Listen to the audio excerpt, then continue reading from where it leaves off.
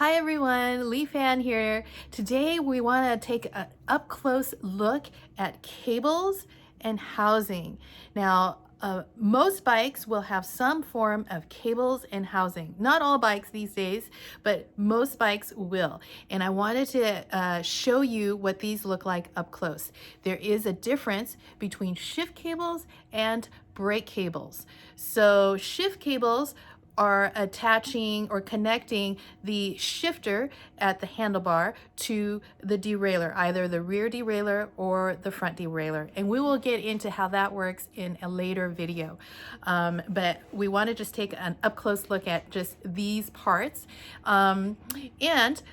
For mechanical disc brakes and rim brakes that you may find on neighborhood bikes, there are brake cables and brake housing. So it's a little different. They're not interchangeable. Brake and shift cables aren't interchangeable, and brake and shift housing are also not interchangeable. But we'll take an up close look at these guys here in just a second. Okay, so first I want to show you these shift cables, or also called derailleur cables. These are actually two different materials, and the one on my right here is a galvanized cable. Now we just took this out of a bike, and you can see that it has a rougher finish. Regardless of, that it's a little bit older, you can kind of see that the finish is rougher. The second one here is a stainless steel one, and you can see how the finish is a lot finer, and it'll allow it to move through the housing quite a bit easier and smoother. So just the takeaway from this is that the material that the cable is made of can contribute to how smoothly it operates in the housing and in the shifter system here in the drivetrain. Okay, so those are your up close comparisons of the shift cable. Once again, this one's galvanized and this one is stainless steel, so it's a little bit higher quality, smoother finish. It's going to wear better and operate smoother in the cable housing. So the rigid part that the cable runs through, this is called cable housing or shift housing. They can come in several different colors. I just have a red one and a black one here, but there are multiple colors. And now you can see that the cable is going to run through the housing, and see how it can smoothly run through it. It gives the cable some rigidity as it runs along the bike frame between your shifter and the derailleur. So you will often see this. To give you a close-up look of what's in a shift cable, you'll see here I cut away some of the plastic housing, and you'll see these metal threads here, and that's what creates the rigidity for shift housing. And inside, I don't know if you can see here, there is a plastic lining. And sometimes the plastic lining will degrade, sometimes the outer housing, the outer plastic part will degrade, or the little threads might rust. I think I have an example right here. Here's an old one where you're starting to see a little bit of rust in the threads.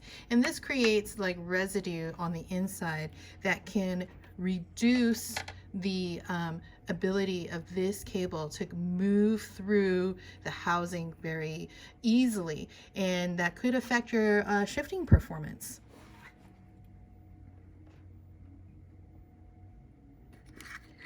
Now, likewise, if you have a problem in the cable, sometimes, I don't know, something, we don't always know what it is, can cause a tweak or a bend in the cable. Or maybe the cable will become frayed. Sometimes this can happen, just random things, or who knows. Huh? Crashing. So Here is a cable that has a little bend in it. It could be caused by a number of different things. Or here is the cable starting to fray. This is just actually a very gentle example. Sometimes you can work it back in, but other times they fray very badly, like this one right here. And if a cable is frayed or it's bent, you can imagine that moving through this lining here becomes a lot more difficult, right? I'm not going to be able to get it in with this extra bit here of tail. I might be able to thread it in, but it definitely makes it a lot more difficult for the cable to move through this lining.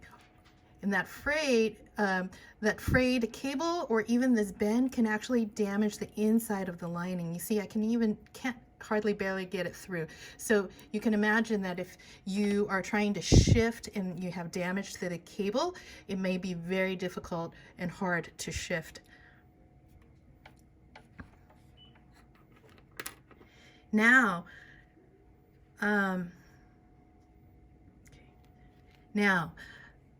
brake cables are very different from, well, not very different. Brake cables are different from shift cables. So here's two examples of brand new cables.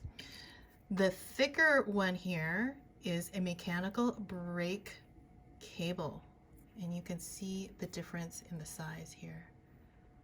There you go. The shift cable is a lot thinner, a little bit more narrow, and the brake cable is definitely a heavier grade or gauge. So you'll see a brake cable often used with rim brakes and mechanical disc brakes. Awesome. And brake housing is also different than shift housing. The one on the left here is shift housing, and the one on the right here is brake housing, and you can see that the inside is different. The brake housing is heavier, thicker give again, but it has a spiral twist on that metal portion there to give it a little bit more rigidity. But once again, inside, I don't know if you can see, there is also a little lining there that the cable will slide through. There you go. So that's just a little bit of insight into cables and housing. And you can see that if you have damage to your cables, that they're just not going to move through the housing very easily. Okay, so that is just a short little insight into cables and housing, shift cables and brake cables. So just the big takeaway is that over time, the cables can degrade, housing can degrade, so it may make it more difficult for you to shift or even to brake if you're using a mechanical brake. And it can be damaged, either bends in the cable or the cable's fraying, or just crusty stuff getting in, or just general degradation. So if you go to a bike shop and they recommend changing the cables and housing, this may be why. And you can feel free to ask your bike shop about more details if you have more questions. In the meantime, thanks for watching and have a great day.